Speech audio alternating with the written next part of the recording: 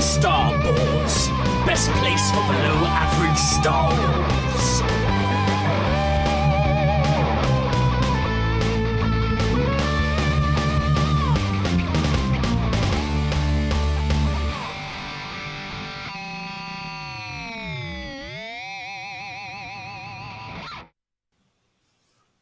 Hello there, and welcome to the Star Wars Show, a UK-based Star Wars podcast with in-depth discussions and analysis sprinkled with some silliness.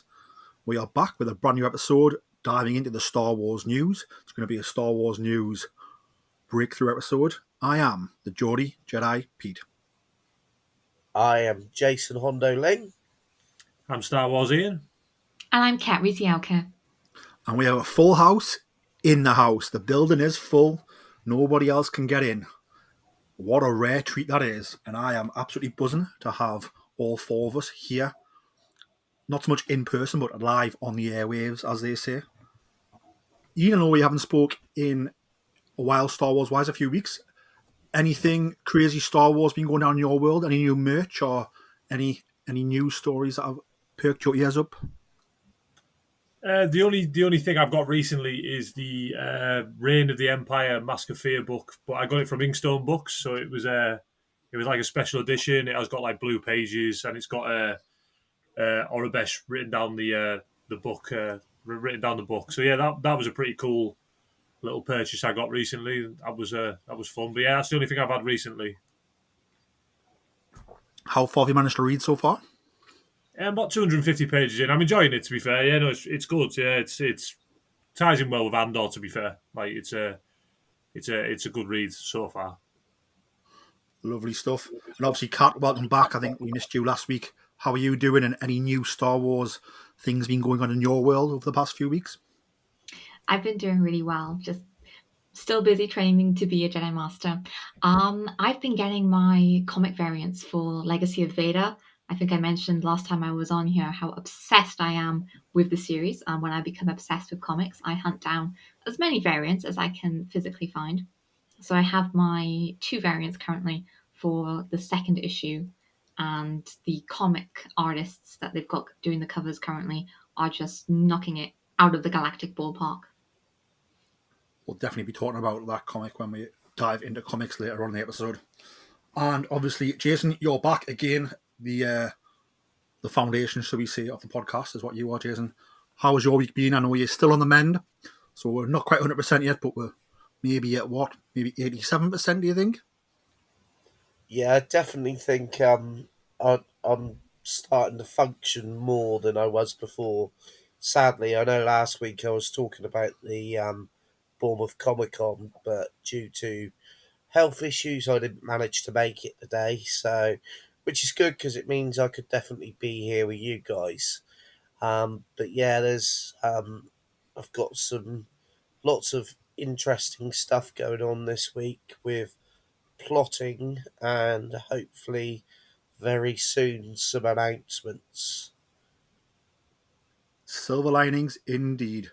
Let's just dive into the first story, and it's a couple of stories tied into one. And basically, over the past week or so, both Star Wars and Tony Gilroy have just been going berserk with Andor promotion material and interviews and conversations. So we're going to tie a couple of things Tony Gilroy's been saying into one, I suppose.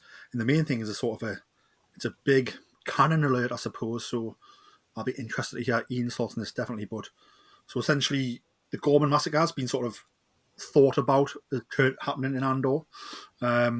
For those who don't know, the Ghorman massacre was a key moment in the formation of the Rebel Alliance, which was first mentioned back in 1990, which was an RPG book, the Rebel Alliance source book. That was written by a guy called Paul Murphy.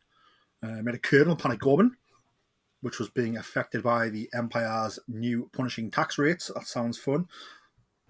A large crowd of peaceful protesters had gathered to block the arrival of an Imperial ship, which was captained by Tarkin himself, who, of course, we all know Tarkin. He is, of course, Governor Tarkin and a very big, bad guy. Tarkin simply landed his ship on the protesters, killing thousands. The atrocity made Tarkin a rising star in the Empire, but also galvanized opposition to the Emperor's tyranny. It was frequently referenced in many subsequent Star Wars novels and comics, and a turning point in galactic history. But other than that, I think details are pretty sparse. So basically, in an interview with Maggie Lovett, showrunner Tony Gilroy, like, just come out and talked about the Ghorman Massacre, which was pretty cool. What he said was, there's also a bit of confusion about the Ghorman Massacre and what is the Ghorman Massacre. There's a lot of confusion within canon, so it was an opportunity to rebuild in a really significant way.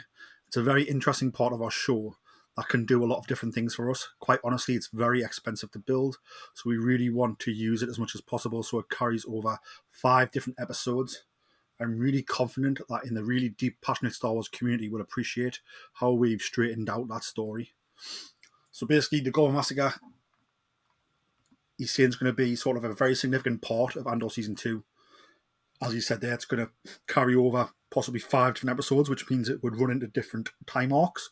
Because as we know, we're getting sort of a year story told in each arc, I believe.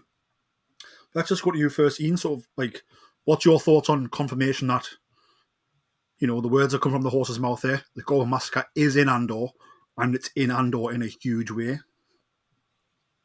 Yeah, really exciting. Like, you've obviously given it the brief background there, where it's quite a pivotal point in the formation of the Rebel Alliance.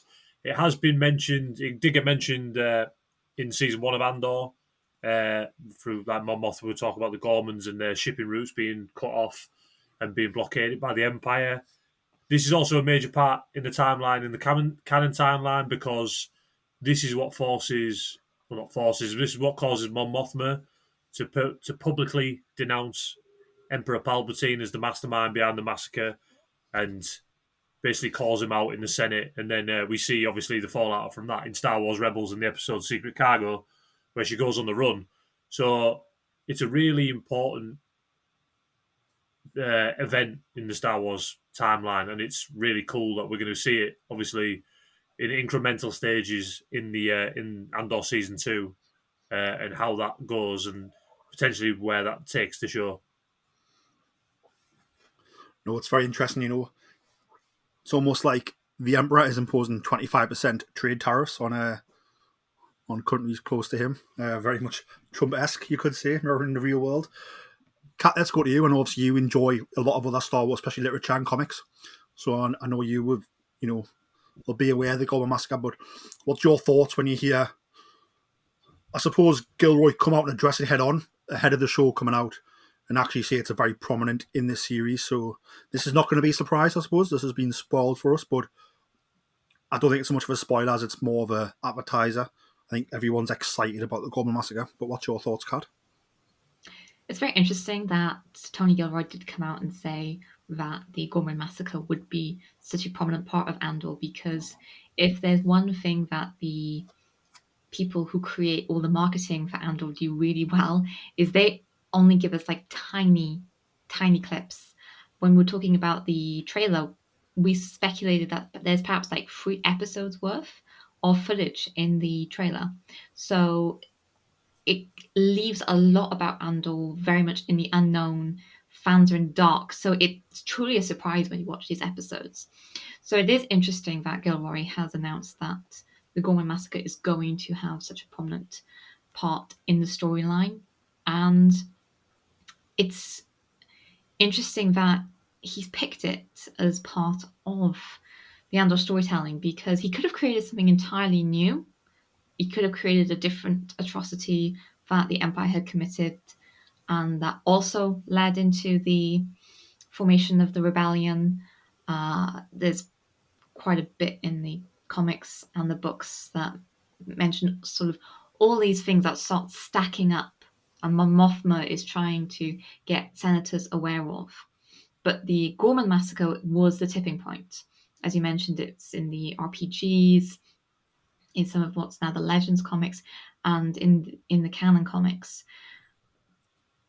It will be interesting to see how authentic it stays to what's already been there. I'm assuming Tarkin is going to be the perpetrator, but that could change technically. If Gilroy does want to create a story that flows with everything else, But it's just such clever writing to bring Andor into that Rebels timeline where we see Hera and the Ghost Crew rescue Mon Mothma after she denounces Palpatine. We've seen that brief mention of the tax levies against the Ghormans in season 1. So this has clearly been planned out for quite a while, and it's setting up a lot of expectation actually for Gilroy to say, oh, it's going to be over 5 episodes, it's going to have a major impact. He's setting a really high bar, and knowing the writers and knowing how much of an impact season 1 had, it's definitely going to be just as impactful and just as heart-wrenching in this season 2. It certainly seems it. Ian, just a quick one from you. Are we going to see Tarkin land like a Lambda class Imperial shuttle on people, or is it going to be like cruiser? Are we talking like a Star Destroyer is going to wipe out a whole village? I could potentially see them doing something different and potentially it not being Tarkin in this canon version. Potentially, there is a bit of trickery in the trailer where it looks like Clea is setting off explosives and then it explodes the Ghorman massacre. I don't know whether that's just a red herring, but I've got a feeling that because we've seen Luthen in season 1 say he's an accelerant, he wants the Empire cracking down hard. I can potentially see it going the other way, and they do something that causes the Empire to crack down hard. I don't know if we'll see Tarkin. I don't know what the logistics of that would be. Obviously, with what we saw in Rogue One and that, I don't know if they would be able to do that again. I assume it was quite an expensive thing to do back then. I don't know whether it got cheaper now, but I could see them potentially doing something where Luthen causes the Empire to crack down, and that's what causes like Dedra to do the Ghorman massacre. If you know what I mean. We will certainly see. From what I've heard, obviously Guy Henry from Casualty fame obviously portrayed Tarkin on screen in Rogue One, and obviously they did their CGI magic, which was fantastic. But from what I've heard, the estate of Peter Cushing weren't happy that hadn't been agreed. Maybe they were owed money, and I'm not quite sure where it landed legally wise, but it was certainly being discussed about potential legal ramifications from like Disney and the Peter Cushing estate. So if that hasn't been resolved, then maybe that means we can't have a Tarkin portrayal, if that makes sense. But time will tell, I suppose. Jason, we'll go to you. What's your thoughts on the Ghorman massacre? Are you excited for it? Or do you think it's going to be pretty graphic? Is it going to be horrific? Is it going to be epic? And are you excited it's going to be over 5 episodes? It's going to be interesting to see how all of this builds together. Obviously, the storyline has been familiar but not realised for such a long time through the different mediums. And obviously, when Disney purchased Lucasfilm, a lot of stuff was pushed into Legends.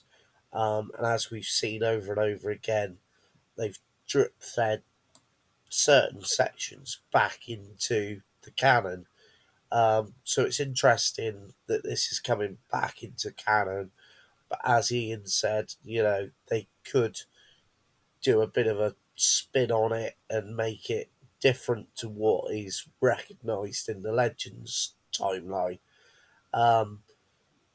I don't think the issue with Peter Cushing and Tarkin has been resolved. So that could be an interesting thing. I'd have thought if Tarkin was going to appear, we might have heard something, although they are pretty good at keeping stuff quiet. So again, it'll be interesting to see how they're going to realise this. I'm looking forward to just watching this series evolve, because the first season was brilliant, and I just want to see where we're going now to end up at Rogue One.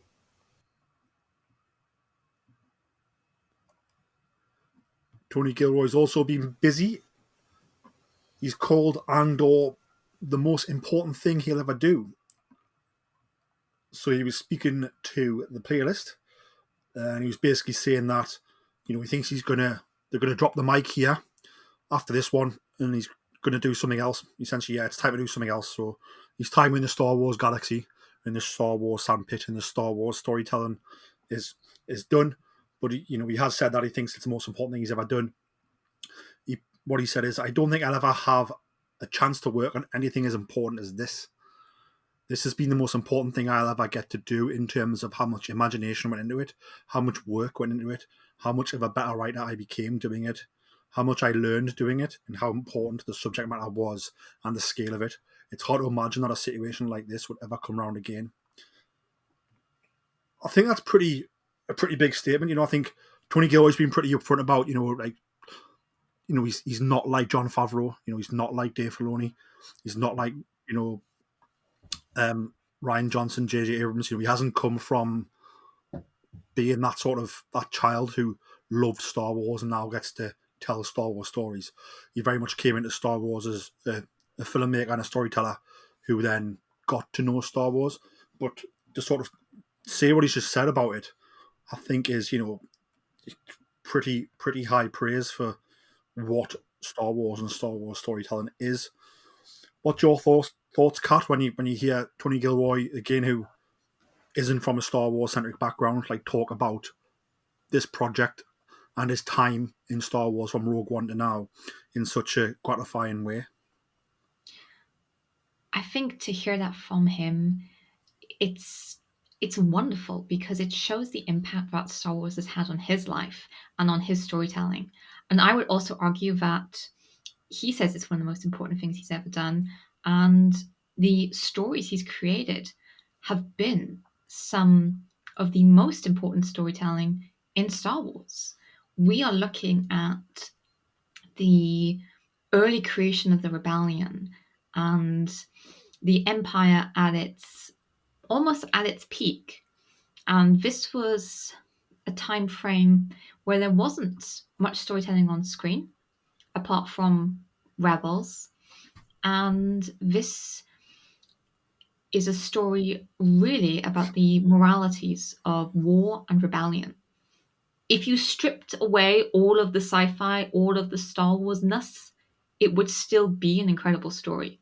And I think that's what makes Gilroy such an important storyteller for Star Wars, is the fact that because he came into it without this, I don't know, not exactly rose-tinted glasses, but he didn't have the nostalgia of Star Wars. He just came in to create a story. And he did. He has helped write a story that looks at the intricacies of the political machinations and the political turmoil that leads to an empire becoming a dictatorship, a rebellion forming, but at what cost? And the sacrifices made by both sides. There's a lot of morally grey areas in Andor and in Rogue One of which side is right, which side is doing things better. And the way Gilroy has portrayed that, I think, explains some of the universal impact that Andor has had on people. A lot of people have watched Andor without necessarily knowing much about the Star Wars universe, perhaps except Rogue One or the original trilogy, because at its heart, it really is a story about the people fighting for what they believe in and fighting for what they think is right, no matter which side, whether they're rebellion or whether they're the Empire. And I think it is an incredibly important piece of storytelling for Star Wars. And I'm really glad he's been on this journey, because it's really hard to imagine the Star Wars universe without Rogue One and Andor now.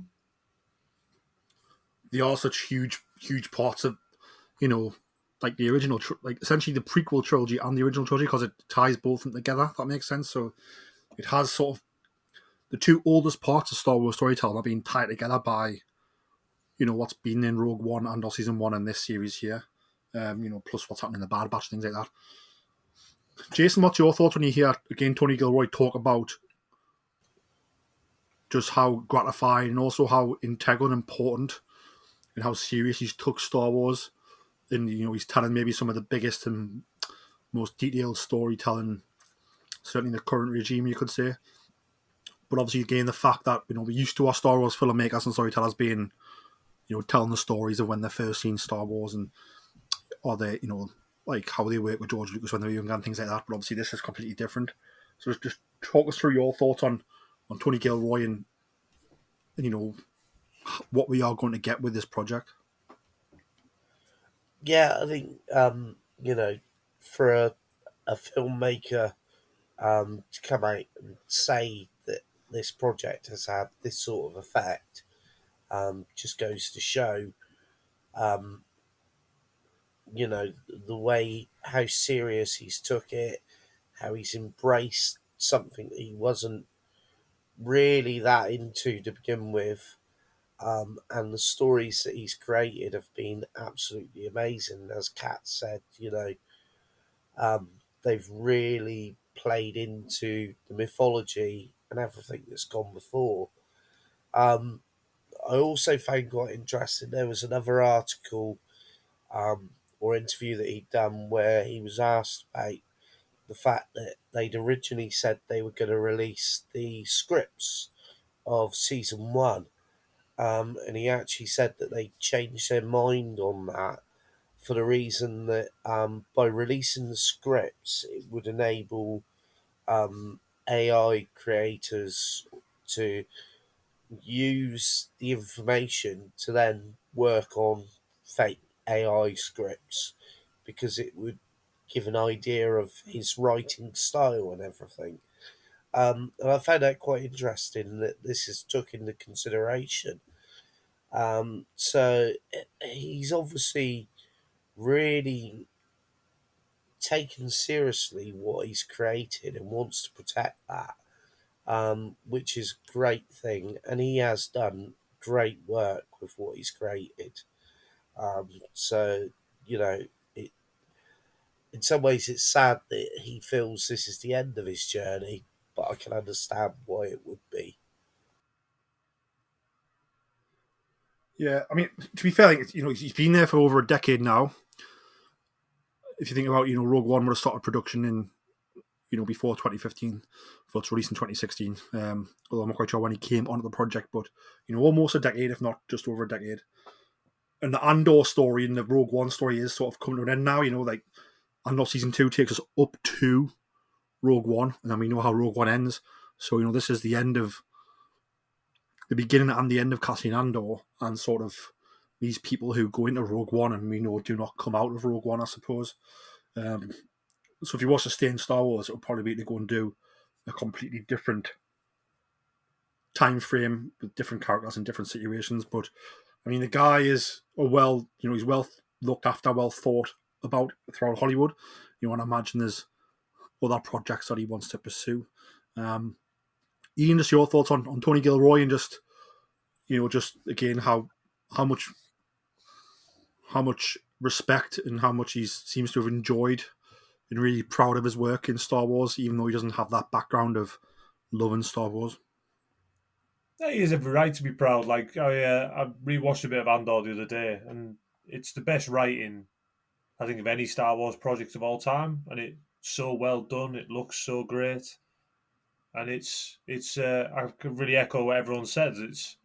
He has every right to be proud. It proves that you don't need to know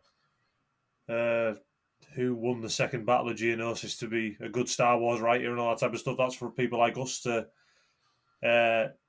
argue over and fight over. Like I said, if you're a good storyteller with a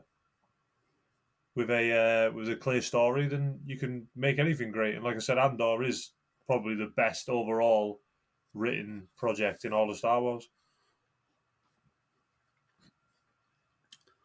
I think that is spot on. Andor Season 2 streams exclusively on Disney Plus on April 22nd in North America and from April 23rd in the UK and Europe. Moving on from that, we're going to go to Star Wars Celebration Talk. Obviously, we broke down the major panels last week as they were announced. And just to confirm, StarWars.com has announced that for fans staying at home, Star Wars Celebration live from Japan on YouTube will allow you to catch commentary, surprise celebrity guests, and exclusive interviews on the live stream direct from Tokyo. So it's pretty exciting because I believe all of us four here are not going to Star Wars Celebration Japan. very sadly. But we will be able to catch all the celebration news on YouTube. I imagine, again, I think there's been years in the past where, whole panels have been streamed, like including the main event panels, and then most recently, not so much the main event panels, but from the StarWars.com live stage, a lot of guests turned up and shown footage from certain things. So, it should be pretty good. But what's your thoughts, Ian, when you hear this? Is it something that, are you going to sort of put the time off from work, or, cancel family events to be able to watch YouTube for, the duration of the event, or you're just going to wait for it to be finished and catch up on the highlights? I'm not sure what I'll do, to be fair. I'm not sure what my plans are at the moment. I probably will catch a bit of it, depending on what my plans are for the weekend. It's good that we'll be able to see it. I don't know, I have questions whether if they show a trailer or something, whether we'll see that. I don't know if that'll be the case, but no, I am excited. Like I said, it's good to see stuff. It's good to see the interviews. I think they were streamed. I can't remember if London was streamed on YouTube. I think part of it was, but none of the panels were streamed or really anything, if I can remember correctly. But yeah, it's good that they're going to show fans all around the world who can't obviously afford to go to Japan and get the time off. I'm not even quite sure what the time difference is in Japan. I don't know if they are ahead of us or behind us, so I don't know how it would work in freeing yourself up to watch it. I don't know if it's in the middle of the night or not. I'm not sure. Kat, what's your thoughts on the fact Star Wars Celebration is going to be streamed so we can catch up on all of the gossip and news and celebrity guests? And is it something that you are going to be like setting the alarm for, making sure you're there with your cup of Java juice ready to watch it? Well, I'm not convinced they can really call it a live stream unless you're actually on that coastline. So Australia, New Zealand, Philippines, Japan, because there is a 9-hour difference between the UK and Japan. So by the time they're streaming panels, it's more or less going to be nighttime here in the UK. So I think it's definitely something that I would be watching the highlights for and going back to look at certain panels if they do stream them. I do remember there being quite a bit of, not exactly controversy, but fans weren't super happy with how Star Wars Celebration London was live streamed because of the lack of panel access, which we have had previously for most of the American ones. And I do hope they bring that back, because it is completely unfair to penalise people who can't make it to Star Wars Celebration. And we have every right to watch these panels as well, even if there's a time difference. Like, catching up on the panels online doesn't negate the people who have paid for tickets to be at Star Wars Celebration. Personally, that's what I think of the situation. So it's definitely something I will catch up on when I have the chance to.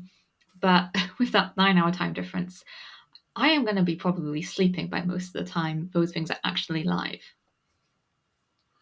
That is good to know, though, because it means that we probably don't need to take time off work. We can just essentially stay up in the night and watch the panels if you want to, I suppose.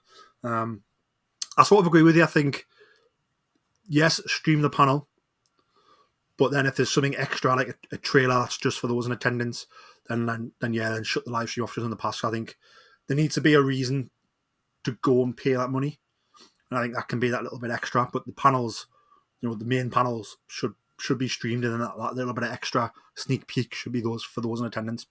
Like I said, in the past, it has been, and then I think the past few, I think in California, in Anaheim, just before London, it was the same. There wasn't a lot of panels streamed, but you do get those guests on the live stage who then do at least share a little bit about the panels, maybe. So it's not all silence, I suppose, but yeah, they certainly have done more in the past with them, and that's my stance. That show the main event panels 100%.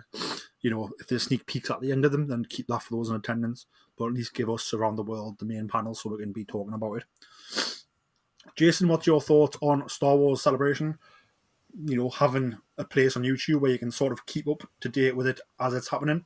Are you excited? Are you going to be staying up? Or are you going to be sleeping and maybe catching the highlights in the next day? Yeah, I'll probably be catching the highlights, like I have done previously with other celebrations. Obviously, Europe, I was there in the body. But yeah, other times I normally, if there's been YouTube, then I've gone on there and looked at it and enjoyed looking at what they give.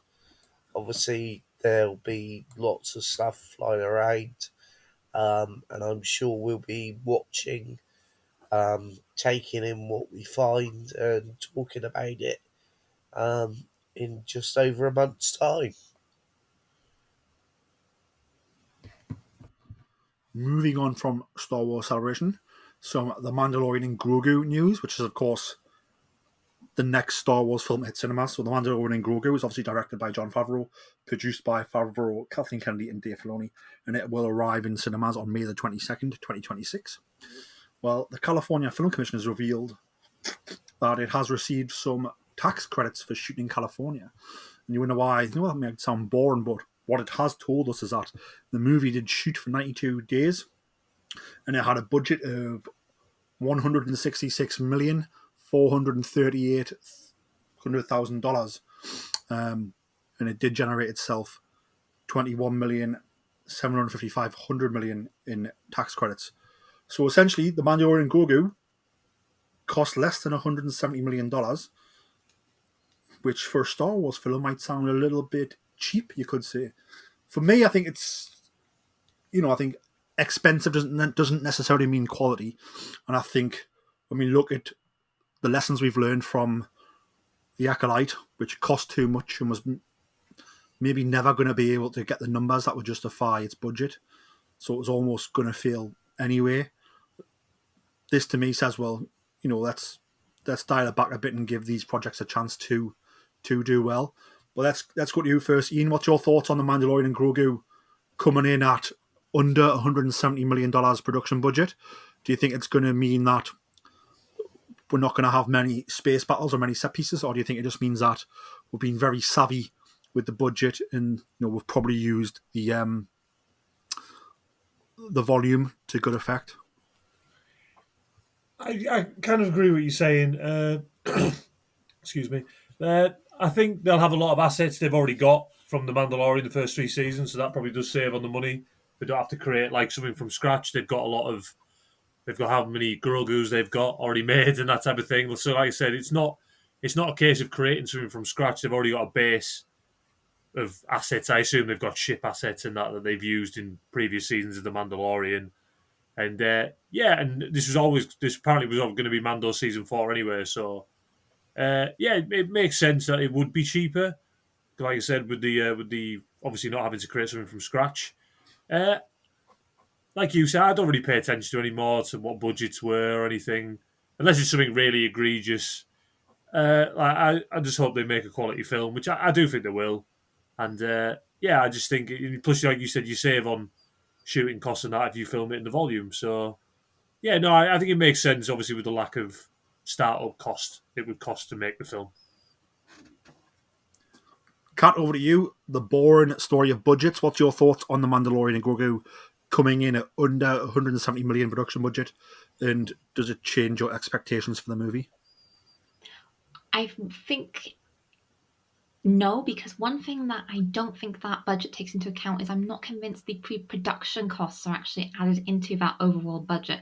I think that's the filming budget, the overall filming for the 92 days. So it could be more similar to the actual budget that most Star Wars films have had, which is around about $200 million. Almost all of them have come somewhere in that region. So I don't think it's necessarily a huge difference. And like you said, a bigger budget doesn't mean a better film.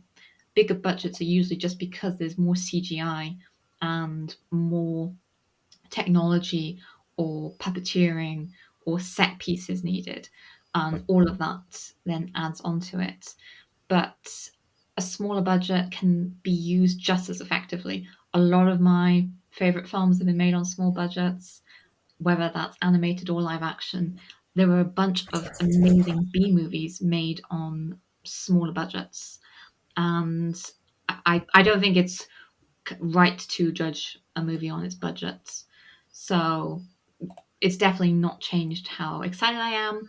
And if it's been filmed like Jon Favreau has filmed his other films, especially in the Marvel universe and previous seasons of The Mandalorian, we know he likes to do a lot of character studies, which means it could just be a bunch of Grogu and the Mandalorian walking around. And in that case, there's only 2 actors on screen. It is indeed. It is indeed. I think something else, like you've said there, Kat, which makes me think is that, so Jon Favreau is directing this movie. It's produced by him, Kathleen Kennedy, and Dave Filoni. These are the 3 people who've sort of put together this whole Mandoverse and worked on all the Mando seasons. Jon himself has said he's already wrote Mando season 4. So to me, I think there probably wasn't a lot of reshoots. There certainly wouldn't have been script rewrites and story changes because he knows the path he's on because it's all his project. If that makes sense.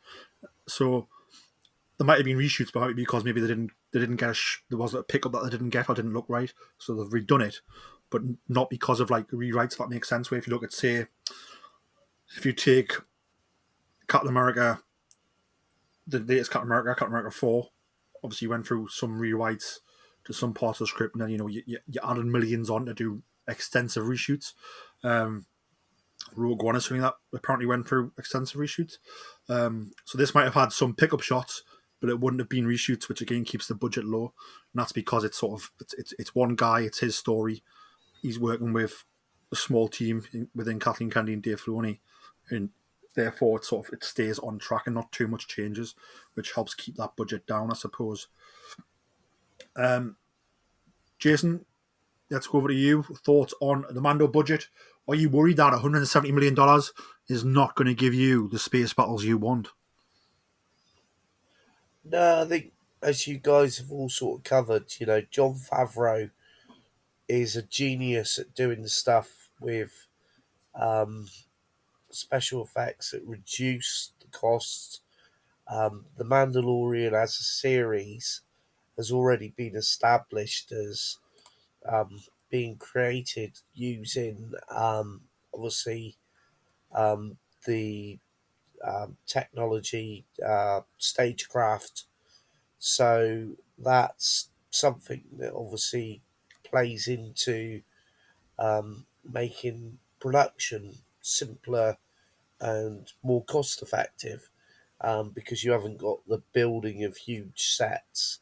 Not that I don't think they will have built some of the sets and done some of it in a more filmatic way, but I think this is just the way that it would have worked for this particular film. Obviously, also filming in America, not having to jump around the globe for different shoots and everything, again, keeps costs down. So I think it's just a very shrewd way of making a film with a small budget. Indeed. And I think, as I said, I think if we can make these movies for, certainly under $300 million, but, I think typically now this type of big blockbuster between 2 and 3, but probably between, 250 million and 300 million. If we can get anything under that, then it just allows a bit of freedom when the movie comes out to not be looking at, is it a flop? Has it made its money back? How much has been spent on marketing? Again, as I say, The Acolyte, its budget was extortionate, and I enjoyed The Acolyte. I thought it looked great, but for how much it cost, from what you can see, it was never going to be able to recoup that. So I'm glad to see that we're being a bit more conservative, shall we say, on that front. And it just takes the pressure off when it releases, which is good.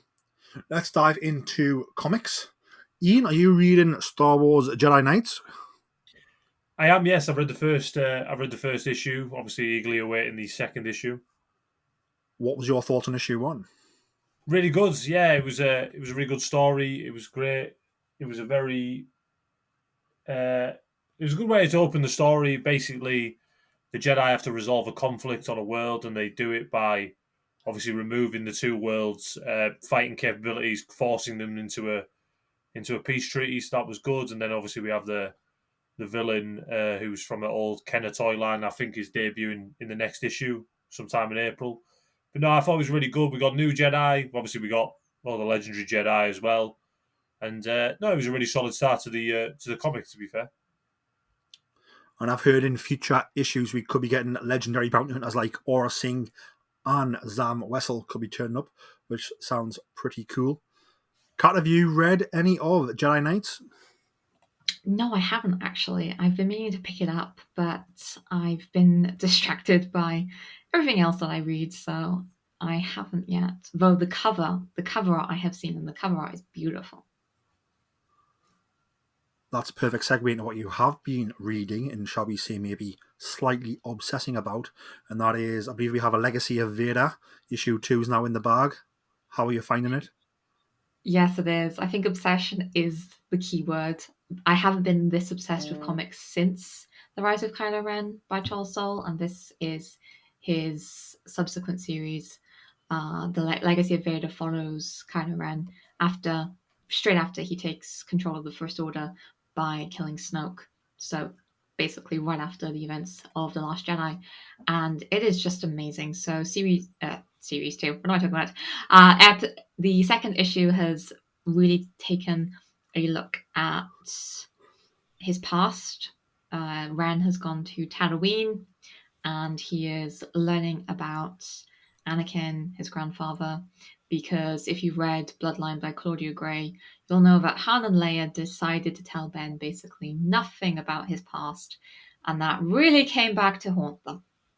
So this is Ren going on a weird sort of family history tour around Tatooine, and he learns some shocking things about his family that he didn't realize, and tries to take on a Hutt, Gardula the Hutt. It doesn't go how he planned. So that's Gardula, who was the original owner of Anakin, is that right? That is correct. And obviously Ren hates her guts instantly and wants to take revenge. But while Leia might have been a Hutt slayer, Ren goes in with a bit too much of that Han Solo cockiness and not enough of a plan. Never a good idea. Kat, are you reading The High Republic Fear of the Jedi? No, I don't think I have. I must admit that when it comes to the High Republic, I have kind of put them down for a while now because it's just been so overwhelming trying to keep up with the publishing schedule that I actually think that the way they've done it, Phase 2, I became very invested in. But the problem is Phase 3 has gone back to the Phase 1 characters. And I'm like still invested in the Phase 2 characters. And it does frustrate me a little that they've done it in this way because it would have made far more sense to have Phase 2 as Phase 1, so you meet all of these precursory characters, and then you could just stay with the characters you love in Phase 1. So you can stay with Elzarman, you can stay with all the Jedi at that time, and Martian Rowe, because it's kind of confusing jumping between the timelines in the way they've done it, and it requires a lot of sort of mental gymnastics trying to keep the different timelines in order. So unfortunately, I have taken a step back from the High Republic. It's almost like done the George, hasn't it? It's when it's told the original trilogy first, and it's gone back into the prequel, and then it's come back and told the end. Ian, have you been reading Fear of the Jedi, the High Republic comics? I'm going to be embarrassed and say the same with Kat. No, I agree with her. It became a bit overwhelming. I did read the last novel, which I can't remember which one it was, but yeah, it is a bit confusing. Like I said, I'm looking forward to the final book that comes out in July. But yeah, no, I have lost my way a bit with the High Republic, just trying to keep up with everything. I said there's only so many hours in the day, and I can't read everything. So yeah, no, and I get what you're saying with the prequels and like going back, but we knew the characters from the original trilogy were in the prequels. We knew Obi-Wan, we obviously knew Anakin would become Vader, and that obviously this was a brand new set of characters. So yeah, it is hard sometimes to follow what's going on. Luckily for us, though, Jason has read all of Fear of the Jedi, the High Republic comic series, haven't you, Jason? So tell us all about it.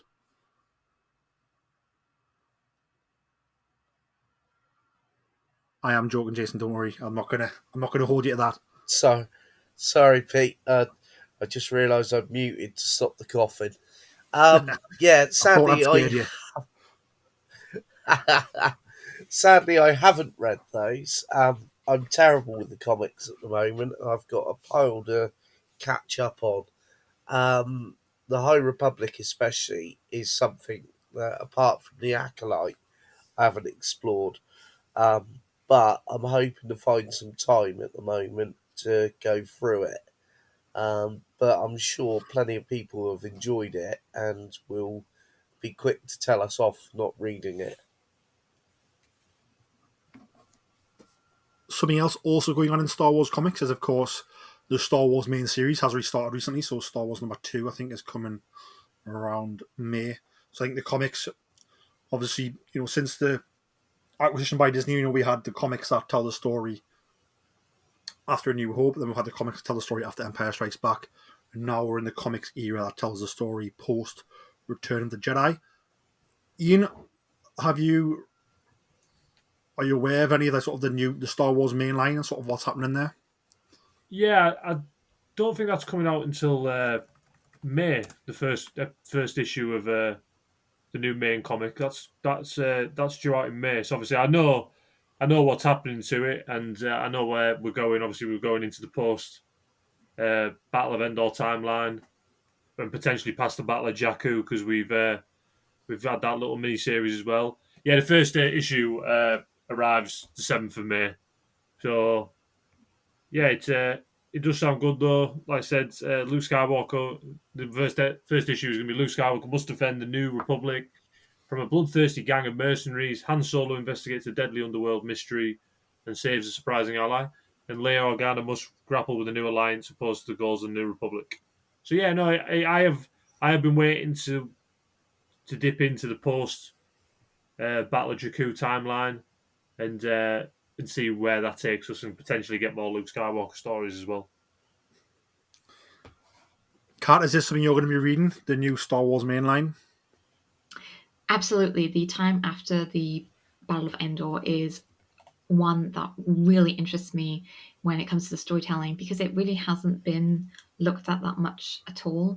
And I have been absolutely loving the Battle of Jakku miniseries that we've had from Alex Segura. I think they've been absolutely amazing. There's been such great stories that have woven in characters we know, like Luke, Leia, and Han, with completely new characters. And then there's been connections to the sequel trilogy through like Zori Bliss's gang and her great grandmother, and it just, it was just those 3 miniseries we had were just so good, and it's just such a fresh area to explore, because although we've had some amazing books, we've had the Aftermath trilogy and Alphabet Squadron, looking at almost instantly after the Battle of Endor and up to sort of Battle of Jakku. There is all of that time then afterwards with the New Republic trying to create a democracy from these shattered remnants left by the Empire. That it's just such an interesting timeline, and there's so much going on because Mon Mothma has the entire New Republic basically thrust upon her, and she is a pacifist at heart. She's not one who craves power, and yet she carries all of this responsibility to create something worth fighting for. The rebellion had been going on for years, and the New Republic has to deliver so much almost because they've promised a better galaxy and a better way of life. So yeah, I'm very excited for the new Star Wars comic line and the era it's going to be set in. There's also a sort of a comicization of The Rise of Skywalker, which should finish in the summer. Jason, I know you haven't up to date with the comics. Would you say you more intrigued for like a new story just being told in the comics, or would you be more interested in like a comics adaptation of a story you already know, like The Rise of Skywalker, for instance? I would definitely go with the newer stories because I'm quite excited to see that Doctor Aphra's returning because that's a series that I'd really enjoyed in the past. So yeah, I do like the newer stories, although I have collected the adaptations. So seeing that they're bringing out the Rise of Skywalker, I'm quite pleased because I can get on with my collection.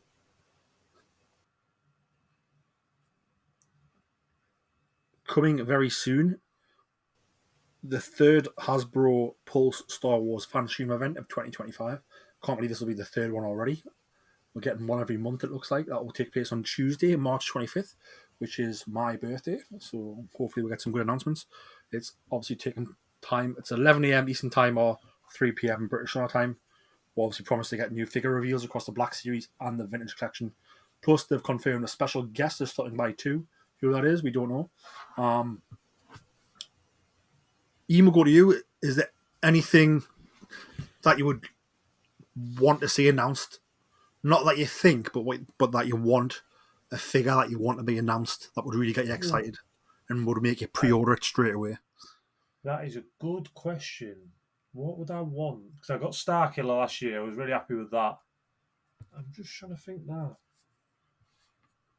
Oh, I don't know, to be fair. I'm just trying to think off the top of my head. Is there anything you'd like, Pete, just while I stall and try and think? So I think what I would love to have is, we still haven't had a Rey from like the end of Rise of Skywalker with the yellow lightsaber. So, like a Jedi Knight Rey, and you could do a double pack that comes with the good guy Ben Solo, so like redeemed Ben Solo in the black jumper with the blue lightsaber, and then Rey with the yellow. That would be a cool set, which I'm very surprised I haven't done that yet. And then also, obviously, what's he called? The is it the Stranger from the Acolyte? I've forgotten his character's main name, but Kanye. yeah, like again, like that would be an awesome figure. Like interchangeable heads with a helmet on or their helmet off. Comes with the cortosis on the grip, comes with the cloak, comes with the lightsaber that can, the full lightsaber, and it comes with the lightsaber and the light dagger. Like that sells straight away. I don't know why they haven't done that either. Like every other character's been done, but not him. So for me, that's the ones that jump out at me straight away. Kat, would you like to see a Stranger? Would you like to see a Ben Solo? Oh my gosh, you literally took the words out of my mouth. That is the two I am still waiting for Hasbro to announce is, a Black Series version of Camilla and the Black Series version of Ben Solo. That is all I want, Hasbro. You've given me Dagon Gera. He's coming at some point. So at this point, you've just got to give me Camilla and Ben Solo. At that point, Hasbro will make me happy and I can stop filing complaints against them. Is that Dagon Gera from the second Cal Kestis series who only has one arm? Yes, so that's from Jedi Survivor, and he is technically the villain in that game, but I would also argue that he's not the villain because he is against the Empire. So it's complicated, but he is a very complicated and complex character, and the figure really just looks exactly how he does in the game. They've done an amazing job with his figure. So I seen that figure in the wild today, actually in Newcastle. It's in the Black Series Gaming Greats line. So I'll speak to you after, and if you need to pick that up next time I'm there, I can do, and post it up if you're struggling to see it in the wild in person. I can sort that out. Ian, have you had a chance to think about what you would like? I have. Give me Darth Plagueis from the Acolyte. I'd be happy with that. I said it looked like it looked like his portrayal in Legends. I'd be happy with that. Or, and I can't believe we haven't had this, give me a Darth Bane figure from the novels, like the Legends novels. But yeah, them two. They certainly would sell. Jason, any figures that you want to have announced that you would love to buy? Yeah, Hondo Anaka, who's appearing in Mandalorian and Grogu. That's just me wishful thinking. No, I have to admit, Darth Plagueis is another good shout because that's a character that I'm hoping is going to be explored more, even if it's not in the Acolyte Season 2. And Does anybody want to have a guess at who the special guest could be? I think it might be Diego Luna.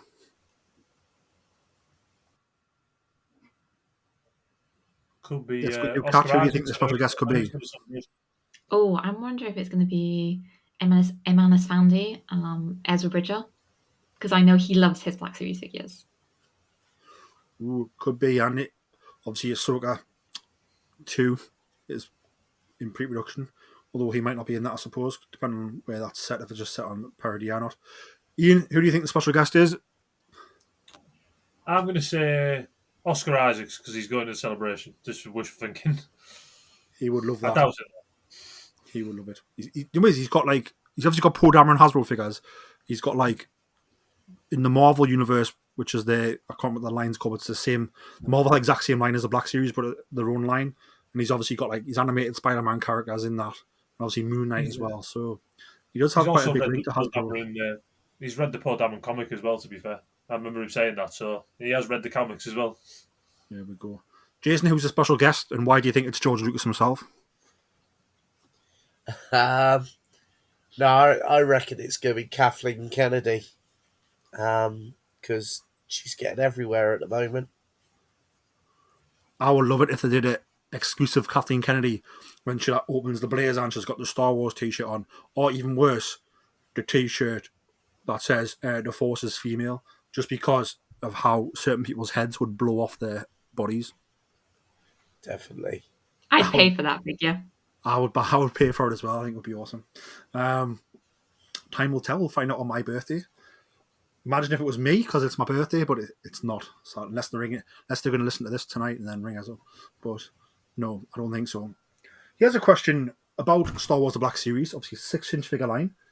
They've done some vehicles in the past, obviously with the Force Awakens and the line sort of getting renewed.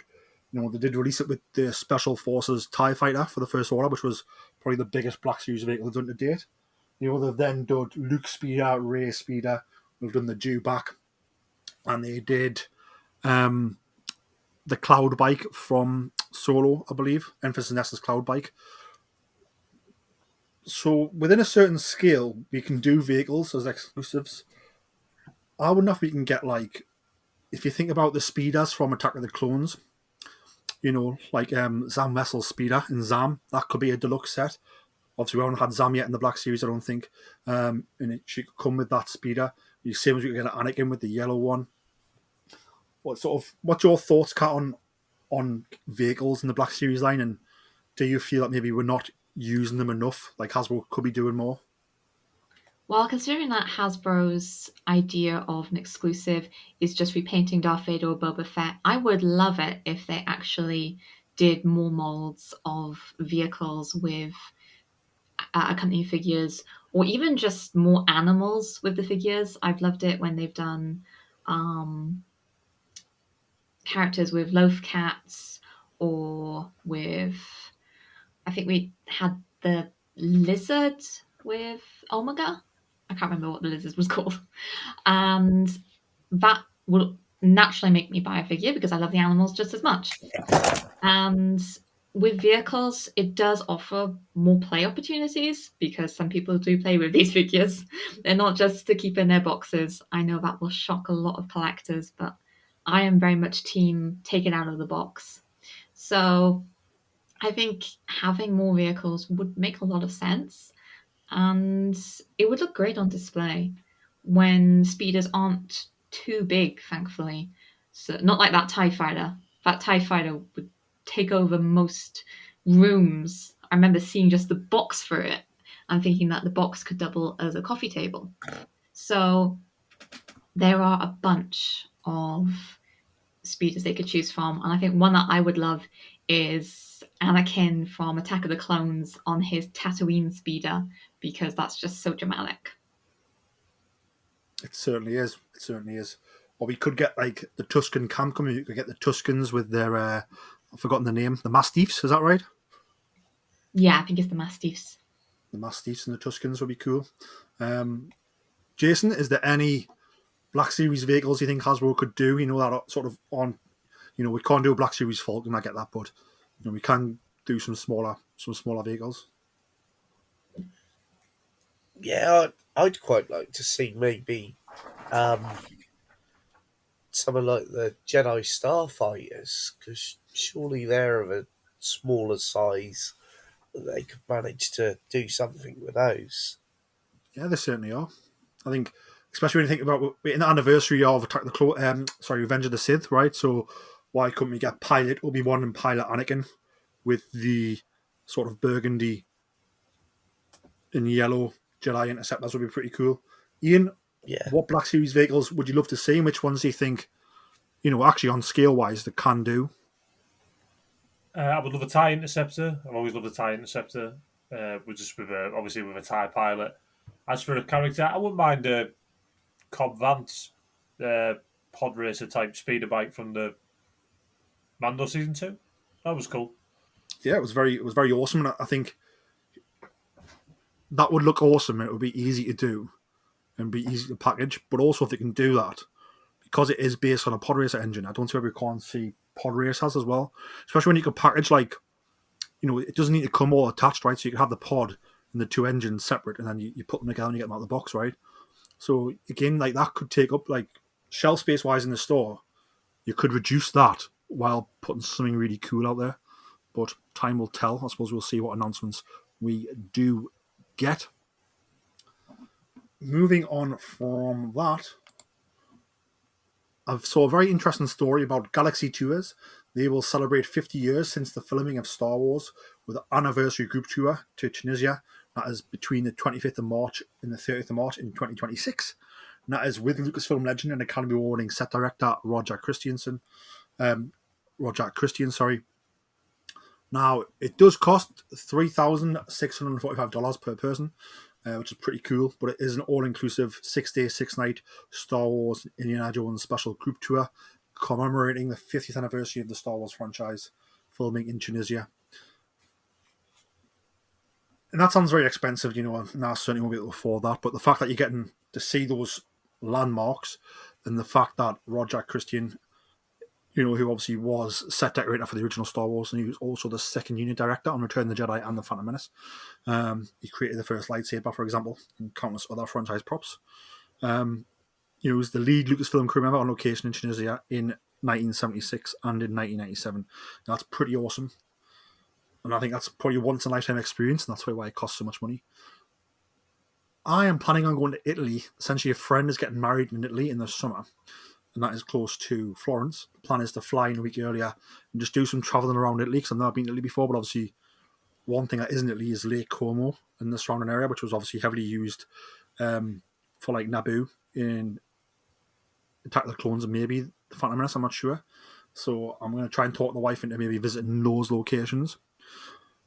But I was wondering, what locations would you guys like to visit? Let's go to you first, Kat. Is there any Star Wars locations out there that you've been to? And if you haven't, is there any that you really want to go to? Well, apparently I live really close by to where the forest scenes in The Acolyte were filmed. So technically, I've probably walked through some of the forests that The Acolyte was filmed in. That's pretty cool. And also, haven't we all been to the tube station where they filmed Andor when we were at Star Wars Celebration in London? So I think we've already got some ticked off our list. But as for perhaps some of the more exotic locations of where Star Wars has been filmed, you are literally living my dream holiday by going to Lake Como. I would love to go there in full Padme costume and have a photo shoot there. I will go as Padme and get pictures for you. No, not really. I'm going to hold you to that now. I couldn't pull that off, I don't think, but I'm certainly going to try and get the Anakin standing there with his hands behind his back, watching over the lake. Maybe might try and get one of those. Ian, Star Wars locations. Is there any you've been to, and is there any dream ones that you would love to visit? I don't think I've been to any that I purposely know of, but the one I'd like to go to is Skellig Michael off the side of Ireland, where obviously The Last Jedi was filmed, and The Force Awakens. That'd be pretty cool to go up them steps and that type of thing. Yeah, I think that would be the most magical for me as well, I think. Jason, Star Wars locations, have you been to any, and which one would you love to go to if you could? Like Kat said, we've all stood in that tube station. I know we all ended up there at some point. I'm trying to think when we got there, but yeah, we went there for celebration. But the other thing that I'd really love to do would be like the forest area where they filmed the Andor scenes. Just take a Black Series skate bike helmet and throw some stones at it like any good Ewok would. Awesome stuff. And I think that finishes up all the main story points and news points that I had to talk about. Jason, I didn't know that you did mention, some more guests coming to sort of UK and European Comic Cons. I don't know if you want to run through those and tell us why it's exciting times for those who do attend the local cons.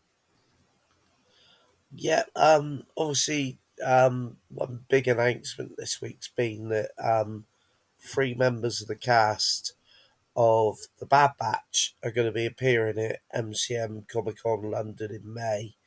So that's May 23rd to 25th. Exciting because one of those is Dee Bradley Baker, who I would love to meet. The other one is Michelle Ang, who obviously did a brilliant job with Omega. And also, I'm not going to pronounce that name in case I get it wrong, but Vice Admiral Rampart is going to be the third guest from the Bad Batch there. So, that for me is quite exciting. Also, I previously mentioned that obviously the Liverpool Comic Con has a lot of guests from the Ahsoka series, which made me think that maybe they're getting ready to film over here, as they're all in the UK. And I see that Ezra Bridger himself, Amaran, is going to be attending that Comic Con with Rosario Dawson and I can't, Hayden Christensen and Natasha, and also Cameron Monaghan and Emily Swallow will be there. May the 3rd and 4th, I really am tempted to take a trip to Liverpool, because that is a brilliant lineup there at that Comic Con.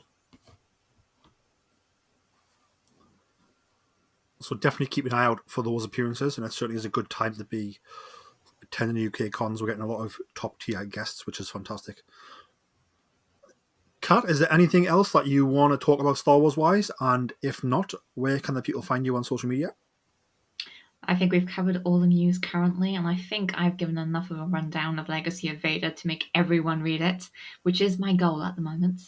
And if you want to talk Star Wars or anything Kylo Ren related, you can find me at CatKylo on Twitter. Ian, anything Star Wars that we've missed that you are desperate to talk about? And if not, where can the people find you on social media?